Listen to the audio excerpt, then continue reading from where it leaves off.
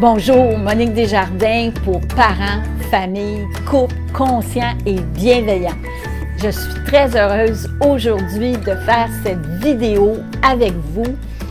C'est une vidéo pour développer l'intelligence émotionnelle dans notre famille, chez nos enfants. Vous savez, j'ai des programmes spécifiques pour la gestion émotionnelle. Vous pouvez aller voir sur mon site cocrea.ca. Alors, on y va tout de suite. Moi, j'ai pris cette boîte en forme de cœur parce que je trouvais que c'était suggestif. En même temps, nous allons parler des cadeaux du cœur. Alors, c'est sûr que ça serait préférable si ma boîte avait été enjolivée par des décorations ou enrubannée, quelque chose qui suggérerait des cadeaux. Alors, qu'est-ce qu'on fait? C'est on demande à l'enfant, est-ce que tu aimes ça, recevoir des cadeaux?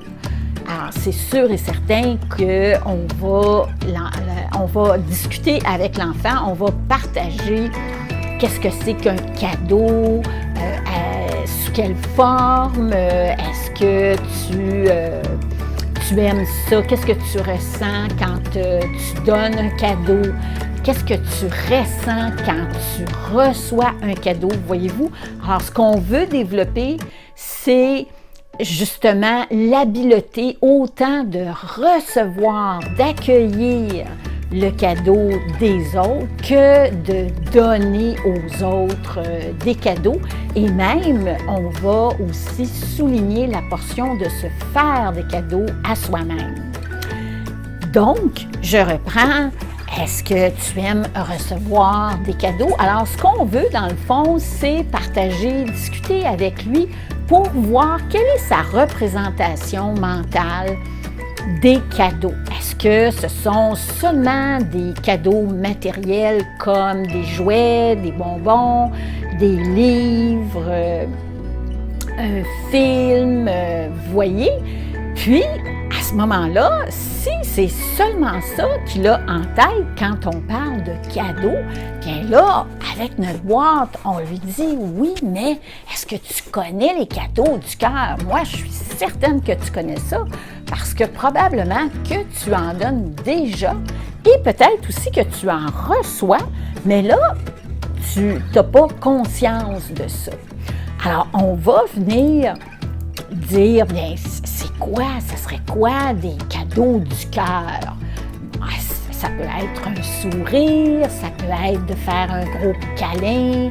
Alors, c'est quelque chose qui est immatériel, mais que l'on peut voir en même temps dans les comportements, dans les yeux, dans le visage. C'est quand ça fait plaisir. Alors, ce sont des cadeaux du cœur, ce sont des cadeaux d'amour.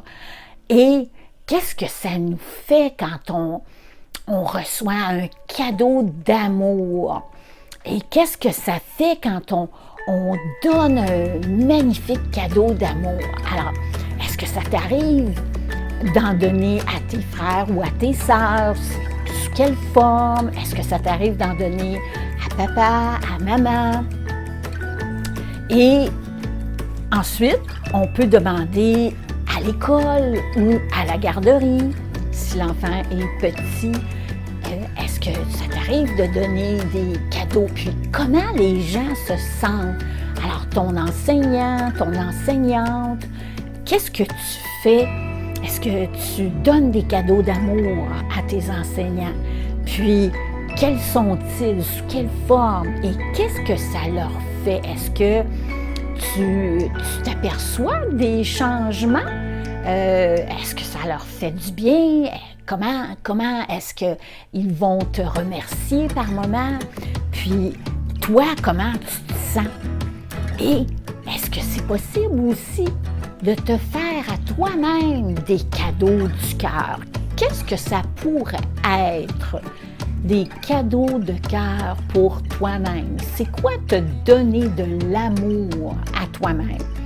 Bien, c'est peut-être... Alors, c'est sûr que plus ils sont petits, plus ça va être difficile pour eux de visualiser, de partager avec vous. Puis, c'est là où est-ce que vous allez venir enrichir toute sa compréhension. Vous voyez, vous allez lui faire comprendre que c'est magnifique de s'ouvrir à toutes ces possibilités. Et ensuite, bien, si tu as de la tristesse, quel genre de cadeau d'amour que tu pourrais te faire? Si tu es fatigué, alors voyez-vous, c'est qu'on vient ouvrir la porte à toutes les comportements de prendre soin de soi, là, ce qu'on appelle le care. L'empathie pour soi, se faire du bien. Ça peut être aussi, quand on parlait à l'école ou à la garderie, bien d'aller vers quelqu'un qui est triste, de quelqu'un qui pleure. Qu'est-ce qu'on peut faire pour lui donner de l'amour, pour le réconforter, pour lui donner de la sécurité. Alors, vous voyez, et par la suite, quand on a échangé, partagé, bien, on peut écrire sur des petits papiers des comportements que nous aimerions donner, des cadeaux d'amour que nous aimerions donner à notre famille. Puis, ça peut être de dire aussi, comme pour papa et maman, bien, de faire des choses sans qu'ils nous demandent d'aller se brosser les dents ou de s'habiller. Puis, voyez-vous, alors c'est toute la compréhension de faire du bien, puis d'être dans le nous, hein, la sphère du nous, parce qu'il y a le moi, le je. Donc, c'est toute la portion pour moi et la portion pour faire plaisir aux autres. Alors, on vient écrire par la suite, puis aussi, on peut simplement partager à chaque jour, parce que c'est sûr que de le faire une fois, c'est pas suffisant. C'est toujours la répétition qui va faire que l'enfant va s'habileter de plus en plus. Alors, ça peut être de partager durant la journée ou ça pourrait être, je dépose la boîte sur la table de nuit de l'enfant, puis le soir, on peut avoir des gratitudes. Vous savez, c'est fantastique, les gratitudes. Alors, ça pourrait être relié aux cadeaux d'amour que j'ai reçus durant ma journée ou les cadeaux d'amour que j'ai pu donner aux autres. Puis, de bien vivre. Qu'est-ce que ça m'a fait vivre à l'intérieur? De bien goûter, parce que c'est ça qui est important.